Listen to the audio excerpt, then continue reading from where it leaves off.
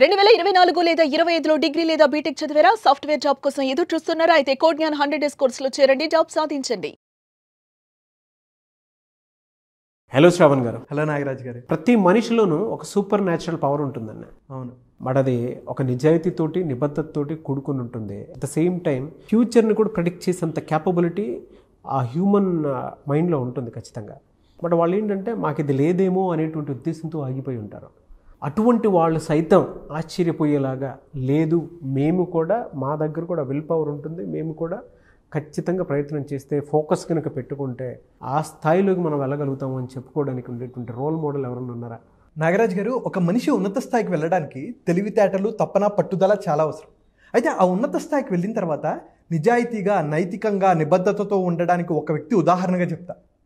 ఒక అతను తన తండ్రిని 12 సంవత్సరాలప్పుడు కోల్పోతే బెంగళూరులో మేనమామ దగ్గర చదువుకుంటూ పరీక్ష ఫీజు కట్టడానికి డబ్బులు లేకపోతే బెంగళూరు నుంచి చిక్బల్లాపురం 60 కిలోమీటర్లు నడుచుకుంటూ వచ్చి, అమ్మా నాకు పరీక్ష ఫీజుకి డబ్బులు లేవు, నువ్వు ఇస్తావా అంటే, అరే నా దగ్గర డబ్బులు లేవు అంటే పిల్లవాడు ఎక్కడ కుంగిపోతాడో అని గ్రహించిన తల్లి తన ఇంట్లో ఉన్న రాగి బిందెలు నమ్మి 15 రూపాయలు తెస్తే చిక్బల్లాపురం నుంచి బెంగళూరు వరకు నడుచుకుంటూ వెళ్ళేసరికి పరీక్ష ఫీజు కట్టాల్సిన తేదీ అయిపోతే అక్కడ అధికారులను రిక్వెస్ట్ చేసి పరీక్ష ఫీజు కట్టి పరీక్ష రాసి ఉత్తీర్ణుడై తర్వాత ఏ స్థాయికి వెళ్ళాడు అంటే భారతదేశంలోనే అతి గొప్ప ఇంజనీర్గా ఎదిగాడు. అతను ఎవరంటే హైదరాబాద్ని వరదల నీటి నుంచి కాపాడిన అపర మేధావి, సముద్ర అలల కోతకు విశాఖపట్నం ఓడరేవు గురి కాకుండా పటిష్టం చేసిన అపర భగీరథుడు, ఓలకు ఓలనే మింగేసి తన గర్భంలో కలిపేసుకుంటున్న ఉగ్రగంగకు ఆనకట్ట వేసి ఎన్నో వేల మందిని రక్షించిన ఆపద్ బాంధవుడు. అంతెందుకండి, రోజు కొన్ని వేల మంది ప్రయాణం చేసి తిరుపతి కొండకు సులువైన మార్గం చూపెట్టిన వ్యక్తి. భారతీయుల్ని తక్కువ అంచనా వేస్తారా, మనల్ని పాలిస్తూ మన సొమ్ము తింటూ మనల్ని తక్కువ అంచనా వేస్తారా అని చెప్పి బ్రిటిష్ వారి మీద ఎదురు తిరిగి తనకున్న ఉన్నత పదవిని తునప్రాయంగా వదిలేసుకున్న గొప్ప దేశభక్తి నాయకుడు, భారతరత్నకే వన్నె తెచ్చిన మహానుభావుడు, the greatest, the legendary engineer అయిన మోక్షగుండం విశ్వేశ్వరయ్య గారి గురించి తెలుసుకుందాం.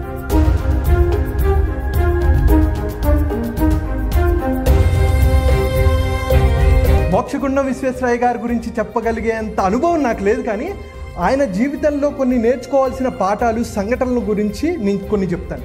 మోక్షగుండం విశ్వేశ్వరయ్య గారు 1861 సెప్టెంబర్ 15న బెంగళూరు సమీపంలో మద్దెనహల్లి అనే ప్రదేశంలో శ్రీనివాస శాస్త్రి, వెంకట లక్ష్మమ్మ దంపతులకు జన్మించారు. అయితే వీళ్ళ పూర్వీకులది ప్రకాశం జిల్లా మోక్షగుండం అనే ప్రదేశంలో. ఇందాక చెప్పినట్టు 12 సంవత్సరాలకి తండ్రి చనిపోతారు. తండ్రి చనిపోతే మేనమామ వచ్చి రా నిన్ను చదివిస్తా అని చెప్పి బెంగళూరులో చదివిస్తూ ఉంటారు. ఆయన మామయ్య మీద డిపెండ్ అవ్వటం ఇష్టం లేక ఆయన ట్యూషన్లు చెప్పుకునేవాళ్ళు.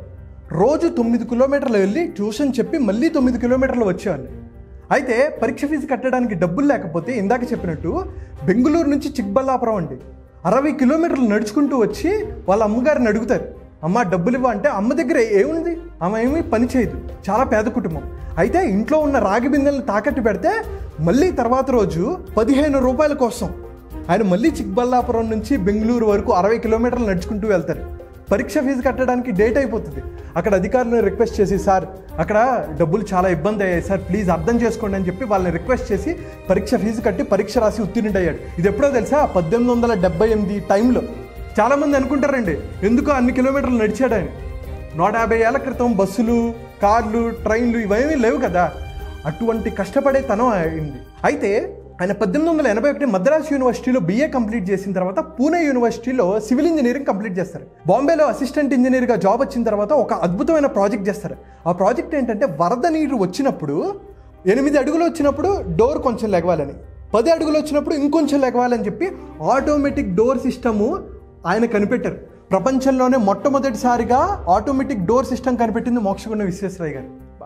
ఆయనకి ఎనలేని కీర్తి వచ్చింది. అయితే 1909లో హైదరాబాద్ మూసీ నది పొంగి 19,000 ఇల్లు కొట్టుకుపోయాయి, 15,000 మంది చనిపోయారు, లక్షలాది మంది నిరాశ్రయులు అయిపోతే నిజాం ప్రభు ఆయన పిలిపిస్తే ఆయన అడ్వాన్స్డ్ డ్రైనేజ్ సిస్టమ్ ఆయన బిల్డ్ చేశారండి. తర్వాత ఉస్మాన్ సాగర్, హిమాయత్ సాగర్ రిజర్వాయర్స్ కట్టి తర్వాత హైదరాబాద్ ముప్పు నుంచి తప్పించారు. విశాఖపట్నం ఓడరేవుని రక్షించడానికి అలలు బాగా వస్తున్నాయని ఓడలో పెద్ద పెద్ద రాళ్ళు పంపించి ఒక లైన్ లాగా డిజైన్ చేశారండి, అంటే అలలు ఎక్కువ రాకుండా ఉండడానికి. తర్వాత తిరుపతి ఘాట్ రోడ్డు ఆయన మార్గం చూపెట్టారు. అన్నిటికన్నా ఇంపార్టెంట్ ఏంటంటే మైసూర్లో కావేరీ నది పైన కృష్ణరాజసాగర్ డ్యామ్ నిర్మించారు. అది అప్పట్లో ఏషియాలోనే అతిపెద్ద డ్యామ్. ఎన్నో అద్భుతమైన పనులు. మైసూర్ శాండిల్ సోప్ ఉంటుంది కదా, ఆ ఫ్యాక్టరీని ఆయనే బిల్డ్ చేశారు. ఎన్నో కాలేజీలు, యూనివర్సిటీస్కి ఆయన సజెషన్స్ ఇచ్చేవాళ్ళు. ఆయన నిజాయితీ ఎటువంటిదంటే, ఆయన ప్రభుత్వ ఉద్యోగిగా పనిచేస్తున్నప్పుడు ఒక ఊరు వెళ్తారు. ఒక ఊరు వెళ్ళి బ్యాగ్లో రాత్రిపూట అక్కడ పని చేసుకుంటారు. బ్యాగ్లో నుంచి 2 కొవ్వొత్తులు తీసి వెలిగించుకొని పనిచేస్తుంటారు. తర్వాత వీటిని ఆర్పేసి ఇంకో 2 కొవ్వొత్తులు తీసి మళ్ళీ పని చేసుకుంటూ ఉంటారు. ఇది గ్రహిస్తాడు ఒక వ్యక్తి. సార్, మీరేమనుకోకపోతే ఒక క్వశ్చన్ అడుగుతాను, మీరు కంటిన్యూస్గా పని చేసుకోవచ్చు కదా, వీటిని ఎందుకు ఆపేసి మళ్ళీ కొత్తగా 2 కొవ్వొత్తులు తీశారంటే, నేను ఇందాకటి వరకు ప్రభుత్వ పని చేసుకున్నాను, నా పనికి నా కొవ్వొత్తులను వాడుకుంటున్నాను, నేను అనవసరంగా ప్రభుత్వ ధనం వేస్ట్ చేయను అని చెప్పాను. ఆనెస్టీ. ఎటువంటి హానెస్టీ అండి. తర్వాత ఆయన మైసూర్ దివాన్గా పనిచేశారు. పనిచేసిన తర్వాత ఆయన రిటైర్డ్ అయిపోయిన తర్వాత ఆయన అన్నిటినీ వదిలేశారండి. ఈవెన్ కారులో దింపుతానన్నా నాకు అక్కర్లేదు, నేను ప్రభుత్వ ఉద్యోగిని కాదు అని చెప్పి అక్కడ నుంచి ఆయన ఇంటికి నడుచుకుంటూ వచ్చారు. నేను రిటైర్డ్ అయిపోతే వీళ్ళు పనులు ఎక్కడ చేయరో, ప్రాజెక్టులు ఎక్కడ ఆగిపోతాయో అని చెప్పి దీనివల్ల ఎంతోమంది ప్రజలకి అన్యాయం జరిగిపోతుందని గ్రహించిన ఆయన, నాకు డబ్బులు ఇవ్వకపోయినా పర్లేదు, నేను ఫ్రీగా ఈ ప్రాజెక్టులను అన్నింటినీ కంప్లీట్ చేస్తానని ఒప్పుకున్నాడు. ఒకే ఒక వ్యక్తి. అటువంటి నిజాయితీ ఎంతమందికి ఉందండి.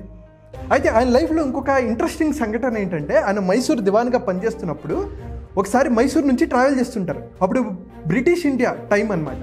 ఆయన ట్రైన్లో ట్రావెల్ చేస్తున్నప్పుడు అసలు మోక్షగుండం విశ్వేశ్వరయ్య గారు ఎలా ఉంటారంటే, బక్కగా నల్లగా ఒక తెల్లటి దుస్తులు వేసుకొని తలపాగా పెట్టుకుంటారు. ఆయన్ని చూసి చాలామంది తక్కువ అంచనా వేసేవాళ్ళు, బ్రిటిషర్స్ ఎస్పెషల్లీ. చూసి ఈయన చూడు ఎలా ఉన్నాడో, ఈయన అజ్ఞాని లాగా ఉన్నాడు అని చెప్పేసి అనుకుంటారు. అయితే ఆయన పడుకొని ఉంటారనమాట. ఆయన ట్రైన్ సౌండ్ ఏదో డిఫరెంట్గా ఉందని అబ్జర్వ్ చేస్తారు. వెంటనే చైన్ లాగేస్తారు. చైన్ లాగేసేసరికి ఏమైందని చెప్పి అందరూ వచ్చేస్తారు. ఈ ఇండియన్స్ అంతా ఇంతే అని చెప్పేసి తిట్టడం మొదలు పెడతారు. కాదండి, ట్రైన్ సౌండ్ ఏదోలాగా ఉంది, ట్రైను ప్రమాదానికి గురి అయ్యేటట్టుంది, మీరు ఒకసారి వెళ్ళి చూస్తారంటే, ఎవరు నువ్వు చెప్తే మేము చేయాలా అని చెప్పేసి తక్కువ అంచనా వేస్తారు. కాదండి, ఏదో ప్రమాదం జరిగేటట్టుంది, మీరు వెళ్ళి చూడండి అంటే గార్డ్స్ లాంతర్లో పట్టుకుని వెళ్ళి చూస్తే కరెక్ట్గా 400 మీటర్లో బోల్ట్లు నట్లు విరిగిపడిపోయి ట్రాక్ తప్పు ఉంటుంది. అందరూ వచ్చేసి, సార్ మీరు ఎలా చెప్పారు సార్ అని చెప్పేసి ఆశ్చర్యపోతారనమాట. అటువంటి మేధస్సు అయింది.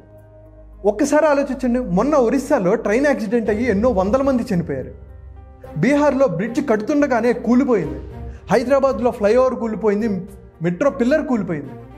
అంటే వీళ్ళకి పని రాక, నిజాయితీ లేక, నిబద్ధత లేక.